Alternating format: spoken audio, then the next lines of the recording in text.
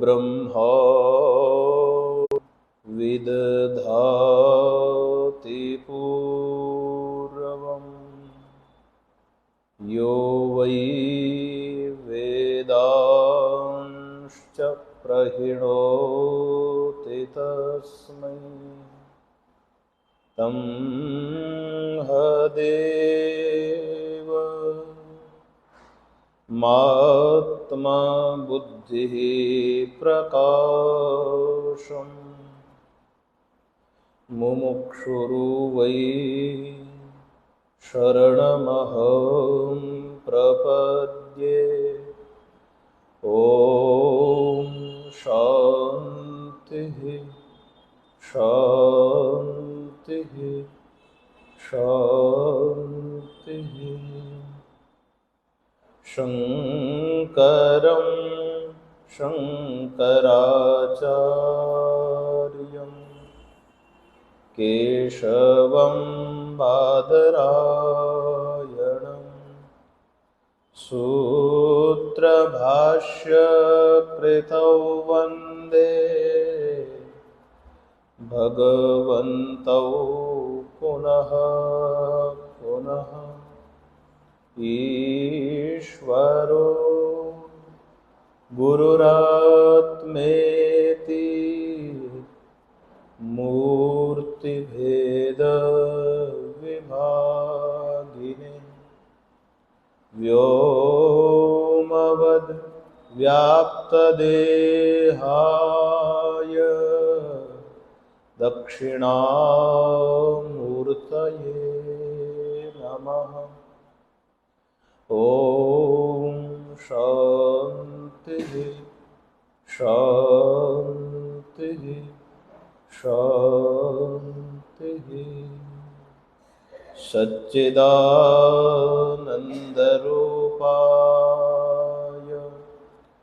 विश्वोत्पत्त्यादिहेतवे तापत्रयविनाशाय श्रीकृष्णाय वयं नुमः। यं प्रव्रजन्तमनुपेतमपेतकृत्यं द्वैपायनो विरहकातर आजुहाव पुत्रेति तन्मयतया तरवोऽभिनेदुस्तं सर्वभूतहृदयं मुनिमान्नतोऽस्मि। ॐ शान्तिः शान्तिः शान्तिः।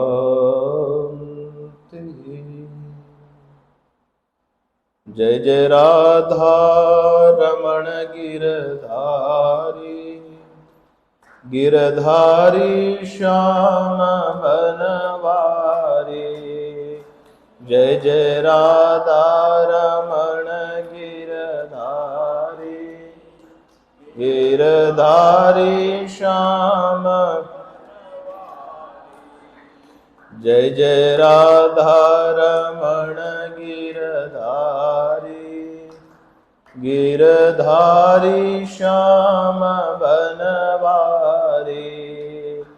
जय जय राधा रमण गिरधारी गिरधारी श्याम बनवारी। गिरधारी श्याम बनवारी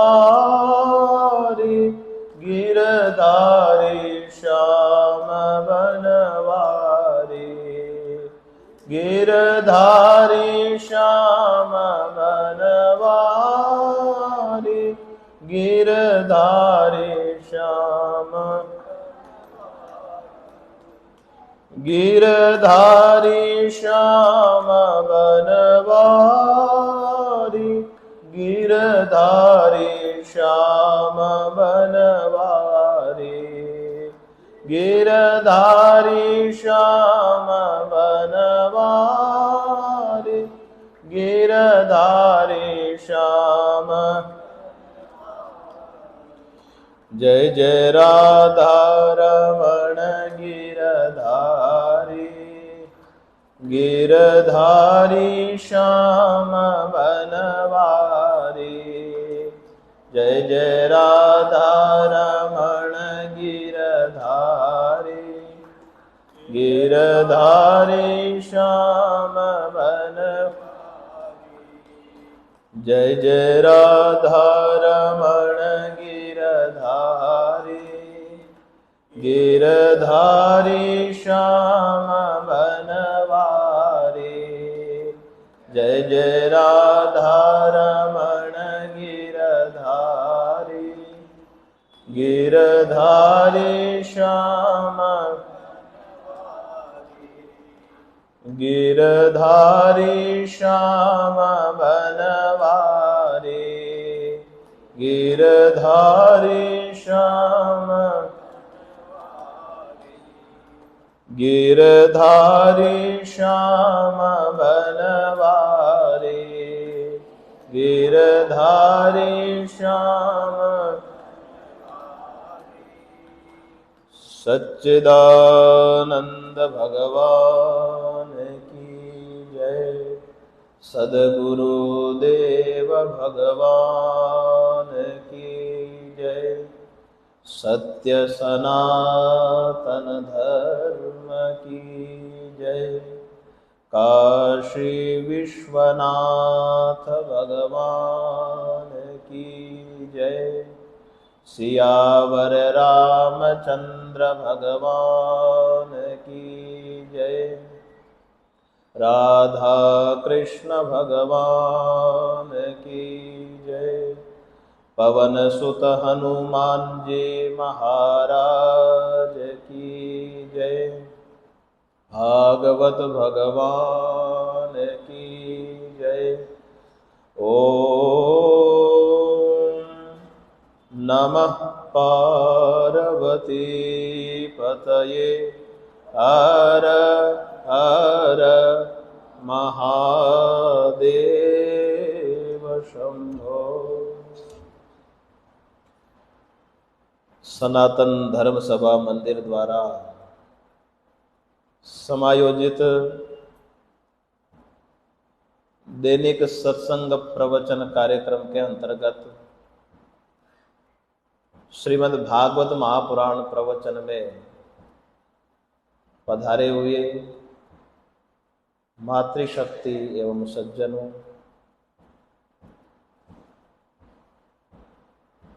श्रीमद् भागवत के महात्म्य प्रसंग का हम लोग विचार कर रहे थे।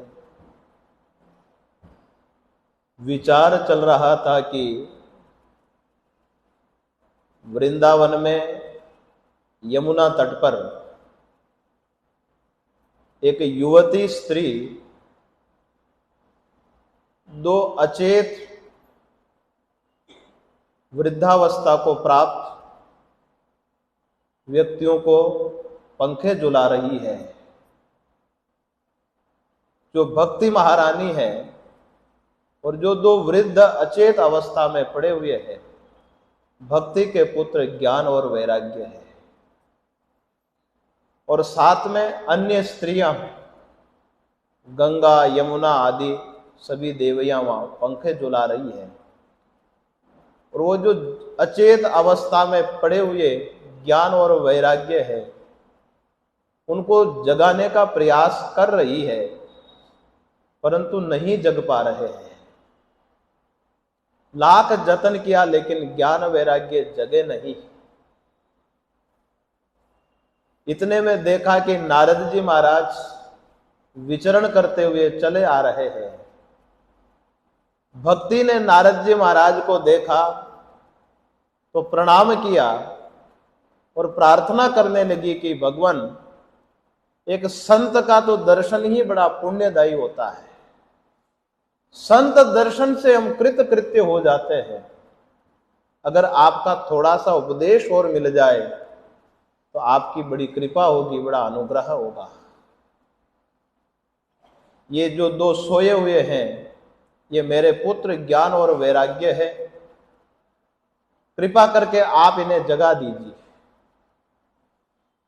मैं इनकी मां हूं, वृंदावन पहुंची तो मैं युवती बन गई और ये जर्जर अवस्था को, अचेत अवस्था को प्राप्त हो गए।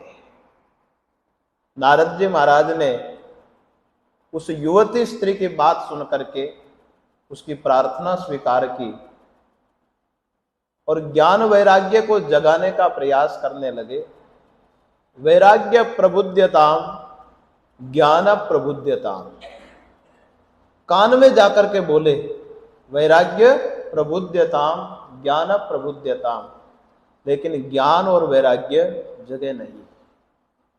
उनको वेद सुनाया, गीता सुनाई, उपनिषद सुनाए, बहुत प्रयास किया, लेकिन ज्ञान वैराग्य जगे नहीं। नारद जी को बड़ी चिंता हो गई, सब कुछ सुनाने के बाद भी नहीं जगे। इतने में आकाशवाणी हुई, व्योमवाणी हुई कि नारद जी महाराज आप उद्यम करिए, उद्यम। आप पुरुषार्थ करेंगे तो कोई ना कोई उपाय निकलेगा। नारद जी महाराज ने पूछ लिया कि आप ही कोई उपाय बताइए। मैंने तो अपना प्रयास कर लिया है। आकाशवाणी से कहा कि आप अपना उपाय बताइए। तो आकाशवाणी ने कहा कि ये उपाय तो हम नहीं बताएंगे, साधवः साधु भूषणः, कोई साधु पुरुष ही बताएंगे। कोई महान जो सर्वश्रेष्ठ संत है वही ज्ञान वैराग्य को जगाने का उपाय बताएंगे। पर नारद जी महाराज ने देखा कि कली काल में संत है कहां पर। कलयुग के दोष तो पहले ही देख चुके हैं। तीर्थों की स्थिति में आश्रम मठ मंदिर उन्होंने पहले ही देख लिया है। फिर भी नारद जी महाराज चिंतातुर होते हुए बद्री का वन में तप करने के लिए गए। कठोर तप किया। इतने में कोई देदीप्यमान बाल्यावस्था को प्राप्त महान संतों ने दर्शन दिए, सनकादि ऋषियों ने दर्शन दिए। नारद जी महाराज ने प्रणाम किया। कहा महाराज, एक मन में बहुत बड़ी चिंता है। संपूर्ण वृत्तांत सुनाया कि ज्ञान वैराग्य को मैंने जगाने का प्रयास किया, लेकिन मैं नहीं जगा पाया। तो महाराज अब आप ही उपाय बताइए। आपके दर्शन हो गए तो कोई ना कोई मार्ग तो निकलेगा।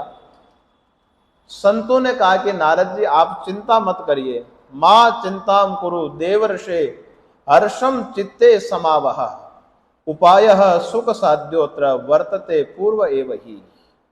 हे नारद जी महाराज, आप चिंता मत करिए, मन से आप प्रसन्न हो जाइए। इसका तो बड़ा सरल समाधान है, सरल उपाय है, कठिन काम नहीं है। द्रव्य यज्ञास्तपो यज्ञ योग यज्ञास्तथा परे, स्वाध्याय ज्ञान यज्ञाश्च ते तु कर्म विसूचकाः, सत्कर्म सूचको नूनम ज्ञान यज्ञः स्मृतो बुधैः, श्रीमद्भागवतालापः स तु गीतः शुकादिभिः। संतों ने कहा कि नारद जी, संसार में उपाय तो बहुत सारे हैं। द्रव्य यज्ञास तपो यज्ञ योग यज्ञास तथा परे, स्वाध्याय ज्ञान यज्ञाश्च ते तु कर्म विसूचकाः। बहुत सारे कर्म हैं, बहुत सारे साधन हैं। कोई यज्ञ करता है, कोई तप करता है, कोई योग साधना करता है, परंतु यहां तो बड़ा सरल समाधान है। श्रीमद् भागवतालापः स तु गीतः शुकादिभिः। जो सुखदेव जी महाराज के द्वारा गाई हुई श्रीमद् भागवत है, उसका गान करिए, ज्ञान और वैराग्य अपने आप ही जग जाएंगे। श्रीमद् भागवत का आलाप मानी गान, जो फिल्मी तर्जों में गान होता है वो गान नहीं। श्रीमद् भागवत पद्यात्मक है, ये गाने योग्य है, इसकी अपनी राग रागिणी है। कभी आप विद्वान पंडितों से इसका उच्चारण सुनना, बड़ा मधुर गान होता है श्रीमद् भागवत का। प्रलयम ही गमिष्यन्ति श्रीमद् भागवत ध्वने, कलेर दोषा इमे सर्वे सिंह शब्दात वृका इवः। जैसे शेर की गर्जना सुन करके भेड़िए भाग जाते हैं, उसी प्रकार भागवत की ध्वनि से कलयुग के सारे दोष मिट जाते हैं। क्यों? ऐसा क्या है भागवत में? वेदोपनिषदाम सारा जाता भागवती कथा। ये श्रीमद् भागवत वेद और उपनिषदों का सार है।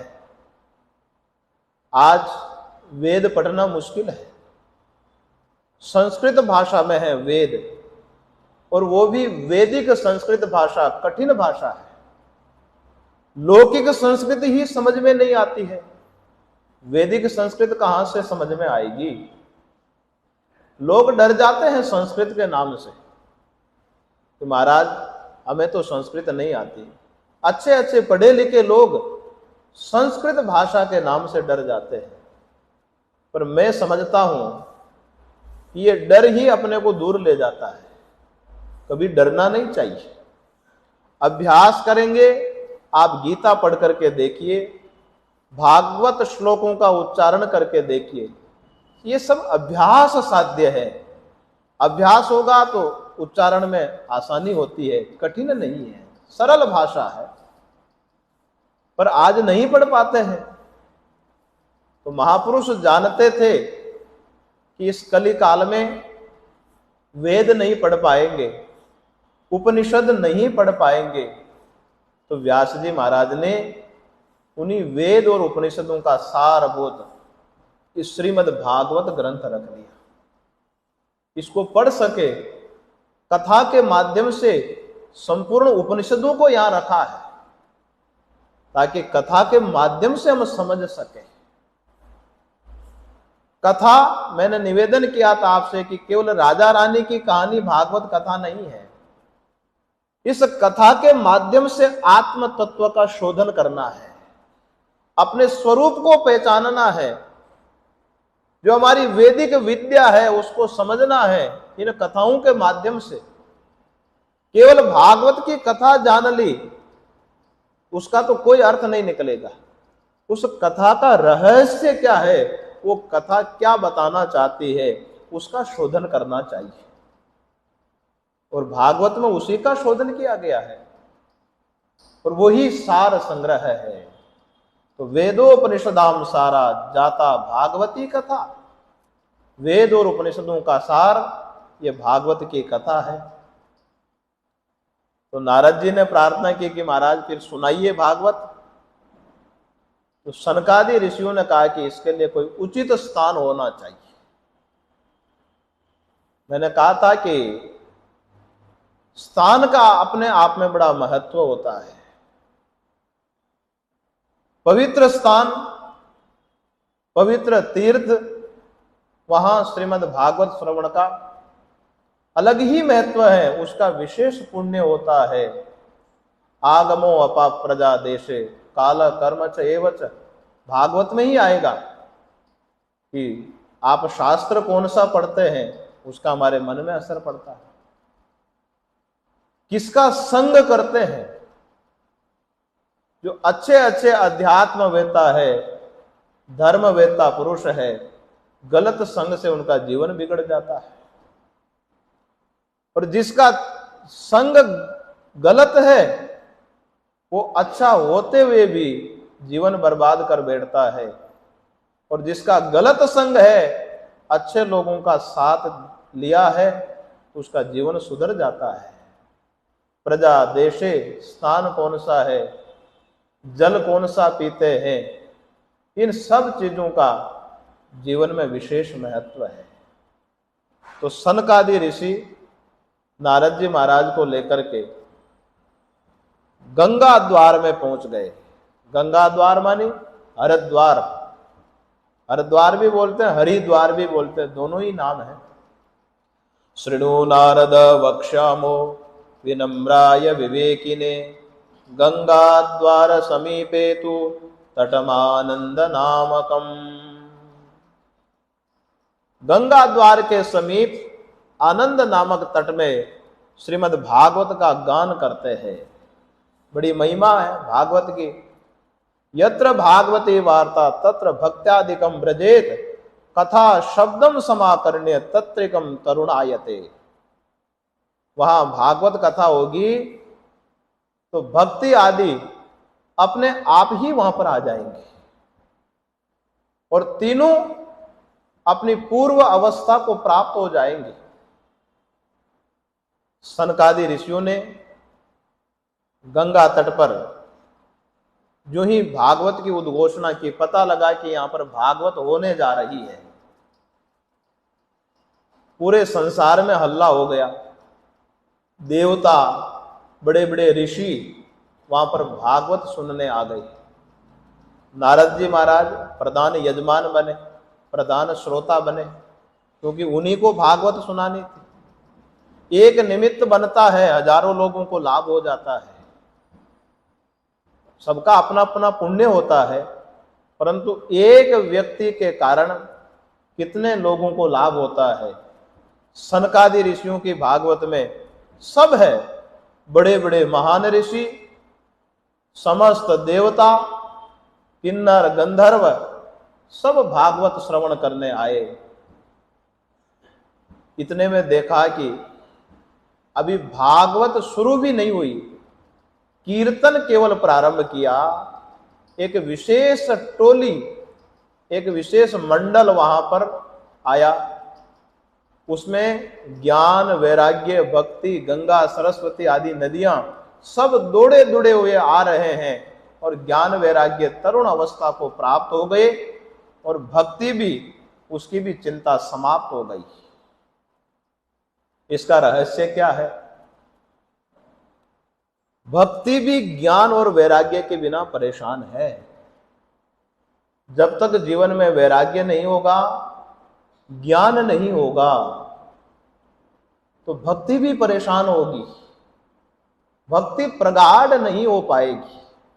ये सब एक दूसरे के पूरक है। वृंदावन, यमुना तट भक्ति क्षेत्र माना जाता है और ज्ञान ग्रहण करने के लिए कहां जाना पड़ेगा? गंगा किनारे। ज्ञान गंगा तो वहीं प्रवाहित होगी और वहां पर भक्ति प्रसन्न हो जाएगी और ज्ञान वैराग्य अपने आप जग जाएंगे। इसलिए मैं बहुत बार बोलता हूं कि श्रद्धा भी जरूरी है, भक्ति भी जरूरी है, लेकिन उसके साथ साथ विवेक होना, समझ होना बहुत जरूरी है। अंध श्रद्धा, अंध भक्ति अगर है और समझ जीवन में नहीं है तो कहीं आपको तारने की बजाय कहीं डुबो ना दे। ऐसा होता है महाराज। जब बहुत काल व्यतीत हो जाता है, बहुत सारा समय निकल जाता है, तब पता लगता है कि महाराज हम तो फंस गए थे। इसलिए समझ बहुत जरूरी है। हम निर्णय कर सके कि भक्ति का स्वरूप क्या है, वैराग्य का स्वरूप क्या है, हम ये निर्णय कर सके, इसके लिए ज्ञान की जरूरत है, समझ की जरूरत है, विवेक की जरूरत है। इसलिए भक्ति होगी तो वैराग्य बढ़ेगा, लेकिन वैराग्य नहीं होगा तो भक्ति भी नहीं बढ़ेगी। जैसे संसार में अभी प्रगाढ़ ममता है, हमारा मन संसार में अत्यंत आसक्त है, तो माला लेकर के बैठेंगे तो रील भगवान की आएगी कि संसार की आएगी? तुरंत संसार आएगा, क्योंकि हमारी आंखों के सामने वही चीज आती है जिससे हम अत्यंत प्रेम करते हैं। भगवान से भी प्रेम करते हैं और संसार से भी प्रेम करते हैं, पर नियम यही है कि अगर भगवान की मूर्त हमारी आंखों के सामने नहीं प्रकट हो रही है और बार बार यदि हम प्रयास करें भगवान को आंखों के सामने लाने का और प्रकट संसार हो जाए, तो इसका अर्थ यह हुआ कि अभी वैराग्य नहीं है जीवन में, संसार की वासना बैठी हुई है। हम भगवान की तरफ जाने का प्रयास करते हैं और आंखों में कौन आ जाता है? संसार आ जाता है। होता ही हम लोगों के साथ। इसीलिए तो प्रश्न होता है कि महाराज ध्यान में मन नहीं लगता है, भजन में मन नहीं लगता है। क्यों नहीं लगता है? इसीलिए कि संसार का महत्व हमारी दृष्टि में ज्यादा है, इसलिए संसार में मन लगता है। सुखदेव जी महाराज का, मीराबाई का संसार में मन क्यों नहीं लगा? सुखदेव जी पैदा हुए तो वन गमन कर गए, संसार उनके लिए तुच्छ है। मीराबाई ने संतों का संग किया, संसार को तुच्छ समझा, भौतिक संपदाओं को निम्न समझा, छोड़ करके चली गई संतों के संग में। उनकी दृष्टि में संसार की कीमत नहीं है, भगवान की कीमत ज्यादा है, तभी तो छूटा। नहीं तो छूटता है क्या संसार? दुनिया छूटती है, बड़ा मुश्किल काम है। घर छोड़ करके आप चले जाएंगे लेकिन घर की वासना नहीं छूटेगी। दुनिया छोड़ करके आप हिमालय में चले जाएंगे लेकिन पीछे से घर की ही याद आएगी। इसलिए कहा यहां पर कि भक्ति के लिए ज्ञान और वैराग्य दोनों की आवश्यकता है। और सनकादि ऋषियों ने जो ही भागवत कथा प्रारंभ करने ही जा रहे थे, कीर्तन प्रारंभ किया, ज्ञान वैराग्य दौड़े हुए आ गए। इसलिए कभी ये मत सोचना कि भक्ति के आगे ज्ञान सूखा है। अरे ज्ञान की भी जरूरत है, वैराग्य की भी जरूरत है। इसलिए भगवान श्री कृष्ण गीता में कहते हैं कि मन को नियंत्रण में करने के लिए अभ्यास और वैराग्य की जरूरत है। अभ्यास भी चाहिए। अगर मन नहीं लगता है और अभ्यास छोड़ दिया तो कभी नहीं लगेगा कि महाराज हमारा तो मन नहीं लगता है। हम सभी साधक बैठे हुए हैं, इस चक्कर में अगर छोड़ ही दे तो और लाभ होगा कि घाटा होगा? घाटा ही होगा। नहीं लगता है कोई बात नहीं, भगवान पर छोड़ देना चाहिए। उसके लिए बहुत ज्यादा तनाव में भी मत रहना, बहुत ज्यादा चिंता पालने की भी जरूरत नहीं है। ठीक है, हरी इच्छा होगी, भगवान की कृपा होगी, लगना होगा तो लगेगा। हम अपना कर्तव्य क्यों छोड़े, अपना धर्म क्यों छोड़े? उससे व्यक्ति रिलैक्स हो जाता है, मन में थोड़ी शांति आ जाती है, तनाव कम हो जाता है। अभ्यास ही केवल नहीं चाहिए, साथ साथ में वैराग्य भी चाहिए। अगर वैराग्य नहीं होगा तो सचमुच में अभ्यास करते हुए भी भक्ति में, भजन में मन नहीं लगेगा। और जो विशेष करके 60 वर्ष की अवस्था से ऊपर है, उनको तो धीरे धीरे घर से निवृत्ति लेनी ही चाहिए। अभ्यास करना चाहिए छोड़ने का। घर तो नहीं छोड़ सकते हैं। अगर वैराग्य नहीं होगा तो घर छोड़कर जंगल चले जाएंगे, वहां भी वो तो खटपट ही करेगा। बाबा जी बन जाएगा तो भी स्वभाव नहीं जाएगा, तो वहां भी खटपट ही करेगा, वहां भी झंझट ही पैदा करेगा। इसलिए घर में रह करके ही निवृत्ति की ओर, श्रेय मार्ग की ओर जाने का अभ्यास हमें करना चाहिए। क्योंकि जब तक हमारा समय था हमने अधिकार किया, अब हमारा समय बदल गया तो धीरे धीरे दूसरों को अधिकार दे करके हमें निवृत्ति की ओर बढ़ना चाहिए। इससे बहुत सारे लाभ हैं। एक तो परिवार में खटपट कम होगी, क्योंकि आधुनिक पीढ़ी के अपने विचार हैं, अपने ढंग से जीना चाहते हैं। ठीक है, अपना धर्म बनता है उनको सही मार्ग में लगाना। अपनी आंखों के सामने किसी को गलत करते हुए नहीं देख सकते हैं, पर यह भी ध्यान रखना चाहिए कि जहां अपनी 1% भी नहीं चल रही है, समझ जाना चाहिए कि यहां से निवृत्ति लेने में ही लाभ है। अपना जीवन खराब करने में कोई फायदा नहीं है। इसलिए ज्ञान वैराग्य जो ही भागवत प्रारंभ की, अपने आप दौड़े हुए आए इतनी भागवत की महिमा है। श्लोकार्धम श्लोकपादम वा पठेद भागवतम च यः नित्यं पुण्यमवाप्नोति राजसूयाश्वमेधयोः। यह बहुत बड़ी बात बता रहे हैं कि महाराज राजसूय यज्ञ होता है, अश्वमेध यज्ञ होता है, उसके लिए कितना पुरुषार्थ करना पड़ता है, धन चाहिए उसके लिए बहुत ज्यादा, बहुत बड़ी व्यवस्था चाहिए। पर यहां कह रहे हैं कि भागवत का केवल गान होगा तो राजसूय अश्वमेध यज्ञ आदि का फल भी इसके गान से मिल जाएगा। निष्काम भाव से इस भागवत का गान करेंगे तो सब कुछ मिलेगा, और जिसको कामना हो वो भी गान करे तो इससे सब कुछ मिलता है। इस प्रकार से सुखदेव जी ये सनकादि ऋषि नारद जी महाराज को भागवत सुना रहे हैं। उन्होंने भी पहले महात्म्य प्रसंग ही सुनाया, क्योंकि जब तक महिमा का बोध नहीं होगा तो हमारी श्रद्धा भी नहीं होगी। पहले महिमा को जानना जरूरी है। जैसे हम भगवान के मंदिर में जाते हैं तो भगवान की कीमत क्या है हम जानते हैं, तभी तो जाते हैं। इसलिए प्रत्येक शास्त्र का पहले महात्म्य प्रसंग सुनाया जाता है कि भाई भागवत की महिमा क्या है, इसकी कीमत क्या है, वो सुन लो। ये मानवाः पापकृतस्तु सर्वदा सदा दुराचाररता विमार्गगाः क्रोधाग्निदग्धः कुटिलाश्च कामिनः सप्ताह यज्ञेन कलौ पुनन्ति ते।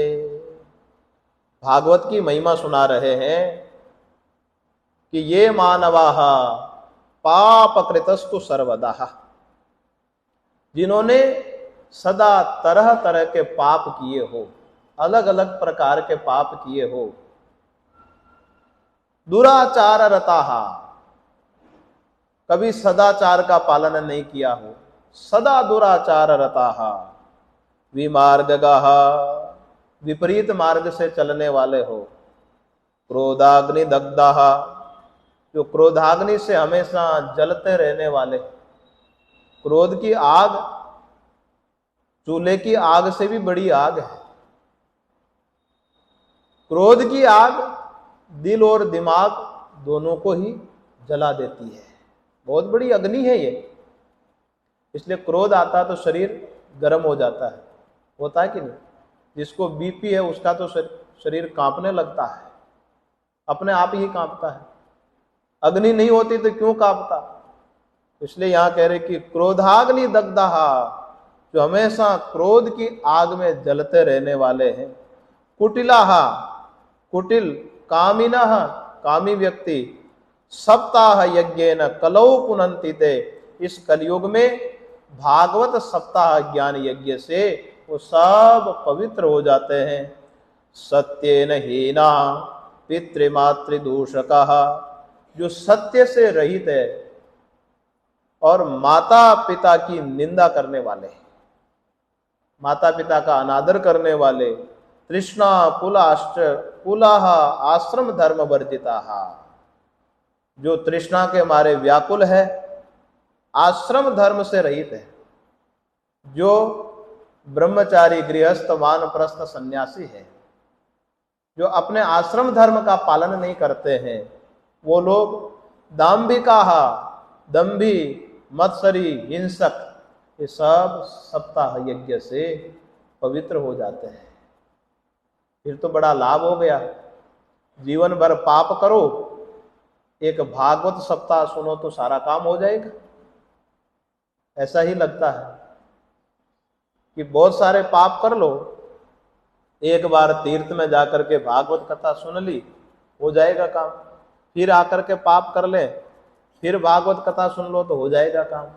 क्या यही कहना चाह रहे हैं यहां पर? नहीं, भागवत से सचमुच में तर जाते हैं, परंतु एक बार जब गलती का एहसास हो गया कि सचमुच में मैंने जीवन में गलतियां की हैं, उसके बाद दृढ़ संकल्प हो जाए कि मैंने भागवत सुनी है, इसके बाद दोबारा जीवन में उन गलतियों का दोहरान नहीं होगा। उस व्यक्ति की यह चर्चा हो रही है। बाकी तो भागवत सुनते रहो ना, कोई फर्क नहीं पड़ेगा। लेकिन सुनकर के जिसने ये दृढ़ संकल्प कर लिया कि जो मैंने भागवत सुनी है, मेरे दोष है, समस्त दोषों का मैं आज के बाद निवारण करता हूं, जीवन में दोबारा कभी नहीं आएगी, तो भागवत भगवान सचमुच में कृपा करता है, कृपा करते हैं भागवत भगवान। तो इसी भागवत की महिमा सुनाते हुए कथा सुनाते कि नारद जी एक आपको बहुत प्राचीन इतिहास सुनाते हैं। अत्र ते कीर्तयिष्याम इतिहासं पुरातनम यस्य श्रवण मात्रेण पापहानि प्रजायते। नारद जी महाराज आपको एक बहुत प्राचीन इतिहास सुनाते हैं। इतिहास का मतलब सच्ची घटना। एक कहानी होती जो काल्पनिक होती है, उपन्यास आदि होते हैं ना, जो कल्पना करके लिखे जाते हैं, उसमें कहानी गढ़ी जाती है। परंतु जो इतिहास परक कथा होती है वो सच्ची घटना होती है। इसलिए कह रहे हैं कि अत्र ते कीर्तयिष्याम इतिहासं पुरातनम यस्य श्रवण मात्रेण पाप हानि प्रजायते।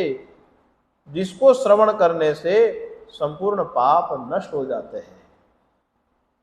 तुंगभद्रा तटे पूर्वम अभूत तत्पतम अनुत्तमम यत्र वर्णा स्वधर्मेण सत्य सत्कर्म तत्पराः आत्मदेव पुरे तस्मिन् सर्ववेद विशारदः श्रौत स्मार्तेषु निष्णातो द्वितीय इव भास्करः। तुंगभद्रा नाम की नदी के किनारे एक ब्राह्मण देवता रहते थे। उनका नाम आत्मदेव ब्राह्मण था और अपने धर्म का पालन करने वाले, श्रोत कर्म स्मार्त कर्मों का पालन करने वाले, अपने कर्तव्य कर्म में निष्णात, बड़े विद्वान ब्राह्मण रहा करते थे। उनकी एक पत्नी, उसका नाम था धुंधुली। उसमें कुछ गुण थे और कुछ दोष थे। सबके जीवन में होता है, कुछ गुण होते हैं, कुछ दोष होते हैं। तो क्या गुण थे और क्या दोष थे यहां बता रहे हैं। स्ववाक्य स्थापिका नित्यम सुंदरी सुकुलोद्भवा लोक वार्तारता क्रूरा प्रायशो बहुजल्पिका शूरा च गृह कृत्येषु कृपणा कलह प्रिया। स्ववाक्य स्थापिका माने अपनी बात पर अड़ जाती थी। दुराग्रही जिसको बोलते हैं ना, शायद चेंबूर में तो ऐसे नहीं होते होंगे। घरों में क्या होता है, हर व्यक्ति यही चाहता है कि मेरी बात मान ले। हम बड़े प्रसन्न हो जाते हैं अपनी बात कोई सुन लेता है और ठीक से मान लेता है तो। पर जब हमारी बारी आती है मानने की तो हम नहीं मानते हैं। इसीलिए तो परिवार में कलह आदि होते हैं ना। हर व्यक्ति के मन में यही होता है कि मेरी जो अपेक्षा है वो पूर्ण हो जाए। अपनी अपेक्षा पर सब खरे उतर जाए तो हम प्रसन्न हो जाते हैं। पर हम ये ख्याल नहीं रखते कि उनकी अपेक्षा पर हम खरे उतर रहे हैं कि नहीं। परिवार चलता है समन्वय से, एक दूसरे के भाव का ख्याल रखने से। और परिवार में सबको त्याग तो करना ही पड़ता है। देखो, हम सब लोग अपने अपने प्रारब्ध से आए हुए हैं। 100% स्वभाव मिलना तो बड़ा कठिन काम है। हर व्यक्ति को त्याग तो करना ही पड़ता है। अगर कर्कश स्वभाव है अपना तो उसमें भी त्याग करना पड़ता है, क्योंकि परिवार में रहना है साथ में। हमारा नहीं है और दूसरे का है तो समन्वय बिठाने के लिए हमें त्याग करना पड़ता है। तो परिवार को सही रास्ते पर चलाने के लिए, एक संतान को सही मार्ग पर लगाने के लिए माता पिता को बहुत त्याग करना पड़ता है, बहुत कुछ तिलांजलि देनी पड़ती है। तो स्ववाक्य स्थापिका, अपनी बात को स्थापित करने वाली, किसी दूसरे की सुनने वाली नहीं थी। जो भी सुने उसी की ही सुने। नित्यम सुंदरी सुकुलोद्भवा, गुण क्या थे? तो कहा कि सुंदर थी। सुकुलोद्भवा, अच्छे कुल में उत्पन्न, श्रेष्ठ कुल में उत्पन्न थी। लोकवार्ता रता, संसार की बातों को इधर उधर करने वाली थी। इधर की बात उधर बोल दे, उधर बोलकर भिड़ा दे, फिर उधर वालों को की बात को इधर बोल करके भिड़ा दे। ऐसा होता है कि नहीं? लोकवार्ता रता, पड़ोसिन की पूरी खबर रखे, पड़ोसी की खबर रखे, उसके घर में कितने चूहे हैं, बिल्ली है, जितनी जानकारी सीसीटीवी कैमरे के पास नहीं होती है, उससे ज्यादा जानकारी वो रखे। और अच्छा भी लगता है। स्वयं के घर में क्या हो रहा है, उससे ज्यादा दूसरे के घर में क्या हो रहा है, उसमें ज्यादा रस आता है। जैसे किसी व्यक्ति की चर्चा हम लोग करते हैं तो कितना रस आता है, कितना टाइम निकल जाता है, हमें पता नहीं लगता है। विशेष करके अगर किसी की निंदा करनी हो, किसी की गलत बात बोलनी हो, तो व्यक्ति बड़ा रस लेकर के बोलता है। ये स्वभाव है मन का, क्योंकि मन नकारात्मक बात में ज्यादा रस लेता है। और वही किसी की स्तुति करनी हो तो 5-7 शब्दों में ही स्तुति पूरी हो जाती है। जैसे कहा जाए कि भाई इस व्यक्ति की आप स्तुति करिए और निंदा करिए। निंदा करने के लिए हमारे पास लंबी हिस्ट्री होगी, और उसका गुणगान करने के लिए 2-4 मिनट में ही गुणगान हो जाता है। ये स्वभाव है हमारा। तो दूसरे की खबर ज्यादा रखता है ये मन, स्वयं की खबर कम रखता है।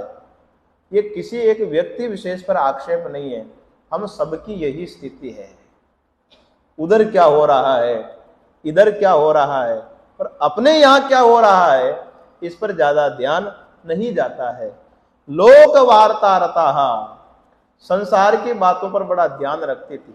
कौन क्या कर रहा है, कब किस समय क्या हो रहा है, पूरा ख्याल रखती। क्रूरा, क्रूर स्वभाव की थी। प्रायशः बहुजल्पिका, बहुत बकवाद करने वाली थी, बहुत ज्यादा बोलती थी। ये भी एक बड़ी बीमारी है, बहुत बोलने की। इस पर भी नियंत्रण करना चाहिए। ज्यादा बोलने से स्वयं परेशान और दूसरे भी परेशान। माथा दर्द करने लगता है सुन सुन करके। स्वभाव होता है ज्यादा बोलने का। ऐसा नहीं कि ज्यादा बोलने वाला बुरा होता है। अच्छी अच्छी बातें करने वाले भी अगर बहुत ज्यादा बोलते हैं तो भी सिर दर्द होने लगता है। इसलिए वाणी को नियंत्रण में रख करके ही, संयम रख करके ही बोलना ज्यादा अच्छा है। मुझे तो ऐसा लगता है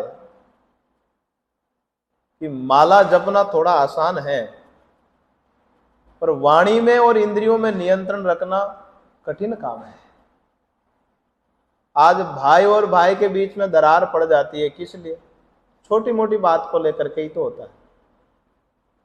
पूछा जाए कि भाई आप किस लिए नहीं बोलते हैं आपस में, कुछ सार निकलेगा नहीं। छोटी सी कोई बात निकलेगी, लेकिन दोनों जुदा जुदा है।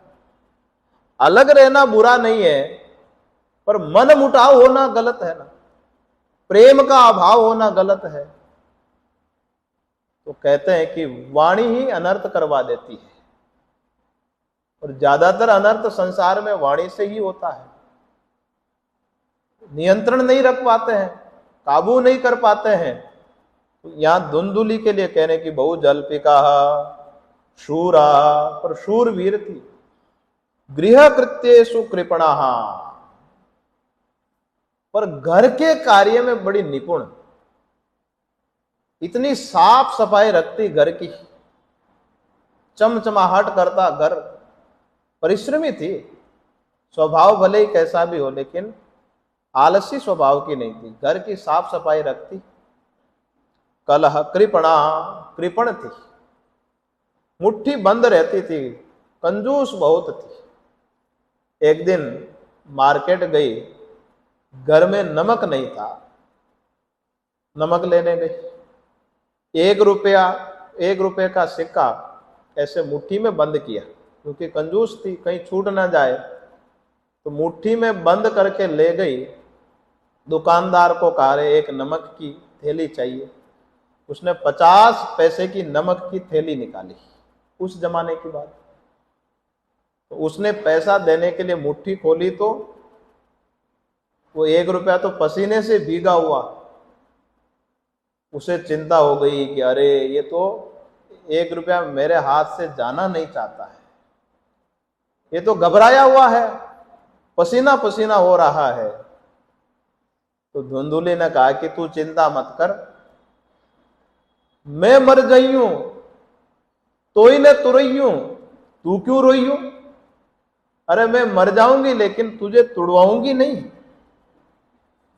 एक दिन बिना नमक की सब्जी ही तो खानी पड़ेगी, खा लेंगे, क्या दिक्कत है? लेकिन तू बड़ा रो रहा है, चिंता मत कर, चल वापस चल। उसको मुट्ठी में बंद करके वापस आ गई। कृपणा कलह प्रिया, झगड़ालू स्वभाव की थी, बात बात पर झगड़ा करे।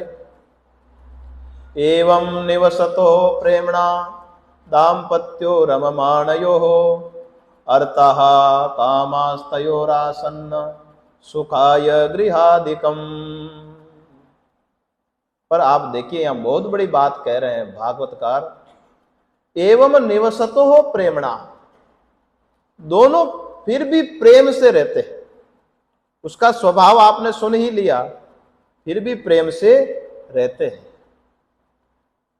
देखिए, स्वभाव मेल नहीं खाता है, कोई बात नहीं, स्वभाव को मेल खुआना पड़ता है, स्वभाव को मिलाना पड़ता है। 5 अंगुलियां हैं, पांचों अलग अलग हैं, लेकिन एक अंगुली भी अगर कम हो जाए तो ये हाथ कैसा लगेगा, अधूरा लगेगा कि नहीं? अलग अलग अंगुलियां फिर भी साथ में है तो कितनी प्यारी लगती है। इसी प्रकार स्वभाव दोनों का जुदा जुदा है, ब्राह्मण का स्वभाव अलग है, ब्राह्मणी का स्वभाव अलग है, फिर भी प्रेमणा दाम्पत्यो रममाणयो, बड़े प्रेम से रहते, प्यार से रहते। इसके लिए महाराज शक्ति चाहिए, धैर्य चाहिए, अपने अपने स्वभाव का थोड़ा थोड़ा परित्याग करना पड़ता है, तभी समन्वय रह पाएगा। यहां बहुत बड़ी बात कह रहे हैं कि अलग अलग स्वभाव फिर भी बड़े प्रेम से रहते, तो कुछ ना कुछ तो विशेषता रही होगी, तभी बड़े प्रेम से रह पाते। अर्था कामास्तयोरासन्न सुखाय गृहादिकम, उनके पास अर्थ की और भोग सामग्री की कोई कमी नहीं थी। धनवान ब्राह्मण थे, किसी प्रकार की कोई कमी नहीं थी। कमी थी तो एक ही कमी थी, जीवन का उत्तरार्ध प्रारंभ हो गया लेकिन घर में संतान नहीं थी, बाकी सब कुछ था। स्वभाव संस्कार ब्राह्मण का सब बढ़िया, खूब दान पुण्य करने वाले भी थे, फिर भी घर में संतान नहीं आई। संतान के लिए वैद्यों को, हकीमों को, डॉक्टरों को, तांत्रिकों को, मांत्रिकों को, सबको दिखाया, प्रयास किया, लेकिन संतान की प्राप्ति नहीं हुई। संतान प्राप्ति के लिए बहुत सारा धन दान दे दिया, लेकिन फिर भी घर में संतान की प्राप्ति नहीं हुई। आत्मदेव ब्राह्मण ने सोचा कि घर में न तो पुत्र है और न पुत्री है, पुत्र होगा तो हमें तर्पण देगा, हमारे वृद्धावस्था की लाठी बनेगा, सहारा बनेगा, धनवान परिवार भी किस काम का, जिस घर में पुत्र ही नहीं है, किस काम का परिवार। तो ब्राह्मण एक दिन जंगल में चला गया परेशान होकर के। वहां एक पेड़ के किनारे बैठा हुआ है, सरोवर के तट पर पानी पीने गया, प्यास लगी थी। एक संत भी वहां सरोवर के किनारे पहुंच गए। संत को देख करके आत्मदेव ने प्रणाम किया, आशीर्वाद दिया महापुरुष ने। उदास देख करके संत ने पूछा कि तुम्हें किस प्रकार की चिंता है। उसने कुछ चिंता जान पड़ती है। कथम रोदिसी विप्र त्वं काते चिंता बलीयसी वदत्वं सत्वरम मह्यम स्वस्य दुःखस्य कारणम।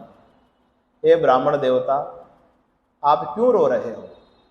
संत को देख करके फूट फूट करके रोने लगा।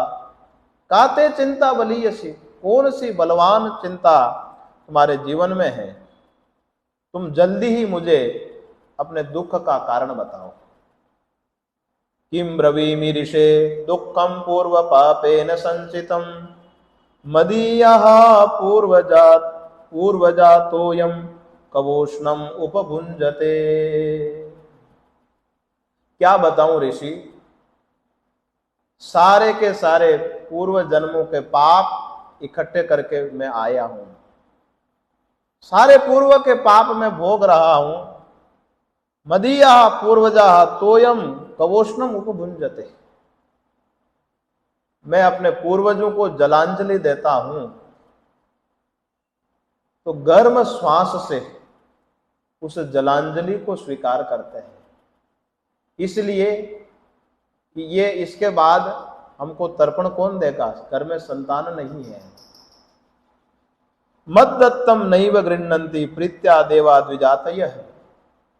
कोई ब्राह्मण दान लेने आते हैं तो पूछते हैं कि घर में संतान है कि नहीं। तो घर में संतान नहीं है तो ब्राह्मण भी दान लेने से इनकार कर देते हैं, प्रेम से दान नहीं लेते हैं। प्रजा दुखे न शून्यो हम प्राणांस त्यक्तुम इहागतः। महाराज, मुझे संतान नहीं है, बाकी सब कुछ है, उसी का मुझे कष्ट है और मैं तो यहां पर अपने प्राण त्यागने के लिए आया हूं। दिग्जीवितम प्रजाहीनम दिग्गृहम च प्रजाम बिना।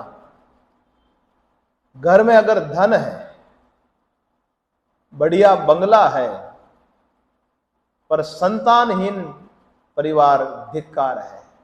ब्राह्मण देवता संत को बोल रहे हैं कि महाराज, मेरे पास बढ़िया मकान है, धन है, पर फिर भी महाराज संतानहीन कुल को धिक्कार है। दिग्धनम च अनपत्यस्य दिक्कुलम संततिम बिना। कुल को भी धिक्कार है संतान के बिना। महाराज, मैं गाय पालता हूं तो वो भी बंध्या हो जाती है, उसके भी बछड़ा नहीं होता है। और कोई वृक्ष लगाता हूं तो सो भी बंध्यत्वम आश्रयेत, उसके भी फल नहीं लगते हैं। और मैं बाजार से कोई फल खरीद करके लाता हूं तो वो भी सड़ जाता है। महाराज, मेरा बड़ा दुर्भाग्य है। मैं तो यहां मरने आया था, लेकिन आपके दर्शन हुए तो शायद आप कुछ उपाय बताएंगे। तद भालाक्षरमालां च वाचयामास योगवान सर्वं ज्ञात्वा यति पश्चात विप्रमुचे सविस्तरम। संत बड़े तपस्वी थे, योगनिष्ठ संत थे। जब ब्राह्मण अपनी बात सुना रहा था, उस समय संत उसके ललाट पर उसका भाग्य पढ़ रहे थे, उसका भाग्य देख रहे थे। संत ने कहा कि मैंने आपकी ललाट की रेखाएं देख करके सारा वृतांत मैंने जान लिया है। उसे विस्तार पूर्वक महापुरुष कहने लगे कि सुनो, मुंच अज्ञानम प्रजारूपम बलिष्ठा कर्मणो गति विवेकम तु समासाद्य त्यज संसार वासना।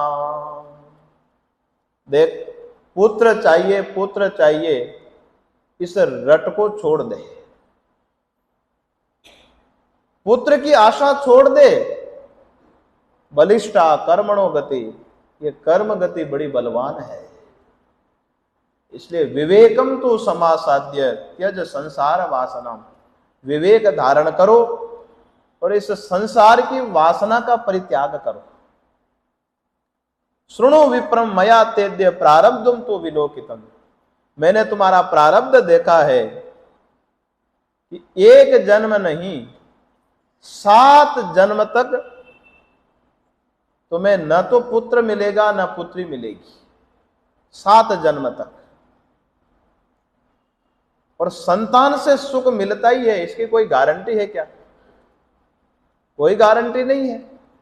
उदाहरण दिया कि संतते है सगरो दुखम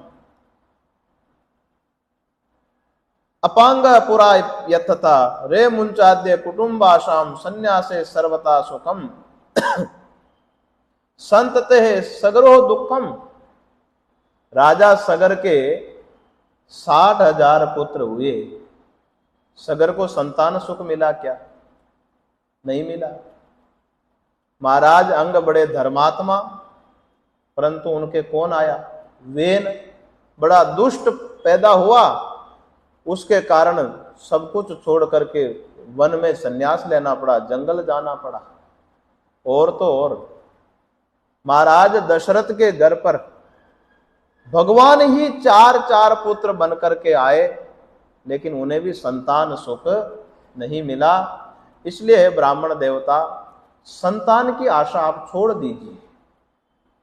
संतान मिलेगी और आपको सुख मिलेगा, इसकी कोई गारंटी नहीं है, तुम्हारे भाग्य में ही नहीं है। तो तुम भाग्य को चैलेंज क्यों कर रहे हो? प्रारब्ध को क्यों चैलेंज कर रहे हो? क्योंकि ये सब भाग्य से मिलता है। पत्नी कैसी मिलेगी, मां कैसी मिलेगी, पिता कैसे होंगे, भाई कैसे होंगे, ये सबका अपना अपना प्रारब्ध होता है। एक दिन विचार कर रहे थे हम लोग कि बहुत सारे ऐसे परिवार है, धन मिल गया लेकिन पुत्र ठीक नहीं मिला, पुत्र अच्छा मिला लेकिन धन नहीं है, धन भी है पुत्र भी है लेकिन स्वस्थ जीवन नहीं है। जीवन भी स्वस्थ है लेकिन बेटे का विवाह नहीं हो रहा है, विवाह हो गया तो पति पत्नी के बनती नहीं है, कुछ न कुछ कमी रह जाती है। तो संसार में सुख कहां पर है? और जहां सब कुछ अच्छा है बाबा, वो कोई बहुत बड़ा पुण्यात्मा होगा तभी उसे परिवार में सब कुछ अनुकूल मिलता है। प्रायः देखते हैं कि 100% अनुकूलता मिलना कठिन काम है। इसलिए परिस्थितियां बदलना हमारे हाथ में नहीं है। सत्संग के द्वारा हमें अपनी मन स्थिति बदल लेनी चाहिए, अपने जीवन को उसी प्रकार ढाल लेना चाहिए कि जीवन से अगर बहुत ज्यादा शिकायतें होगी तो हमारा ये लोक भी बिगड़ेगा और परलोक भी बिगड़ेगा। जीवन से क्या शिकायत करना, ये तो चलता रहता है, हमारा ही नहीं सबका ही ऐसे चलता है। छोटी मोटी कुरकुराहट सब जगह होती है, गुरु शिष्य में भी हो जाती है, तो घर गृहस्थ की तो बात ही क्या। इसलिए अगर जीवन से बहुत ज्यादा हम शिकायत लेकर के बैठे रहेंगे तो फिर यहां भी कष्ट और परलोक में भी कष्ट, कुछ कर ही नहीं पाएंगे। इसलिए बहुत ज्यादा शिकायत संसार से नहीं रखनी चाहिए, हमें अपना काम करना चाहिए, अपनी मन स्थिति को बढ़िया बना लेना चाहिए। परिस्थितियां अपने कर्म के अधीन है, आती जाती रहती है। इसलिए कुटुंब की आशा को आप छोड़ दीजिए। संन्यास से सर्वथा सुखम, संन्यास में बहुत बड़ा सुख है। पर विप्र ने सोचा ये तो बड़ा उल्टा हो गया, आया था संतान प्राप्ति के लिए और मुझे कहते हैं कि संन्यास में बहुत सुख है। ये तो वो वाली बात हो गई, सिर की दवा लेनी थी और पेट की दवा दे रहे हैं। संतान चाहिए और वो कह रहे हैं कि संन्यास ले लो। असल में क्या होता है कि संत की बात पहले अच्छी नहीं लगती है। नीम कसेला आंवला और संतन के बोल, पाछे देवे स्वाद रामदास कहे खोल। नीम, आंवला और संत की वाणी पहले अच्छी नहीं लगती। नीम भी कड़वा लगता है, आंवला भी बड़ा कसेला कसेला लगता है, और संत की बात भी पहले अच्छी नहीं लगती। पर जब ठोकर लगती है तब संत की बात याद आती है कि संत ने उस समय कहा था, मैंने ध्यान नहीं दिया उस समय।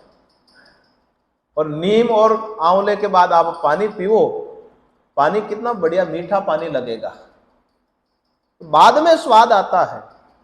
पर संत ने सोचा है कि कोई बात नहीं, बीज तो डल ही गया है, कभी ना कभी बीज जरूर अंकुरित होगा।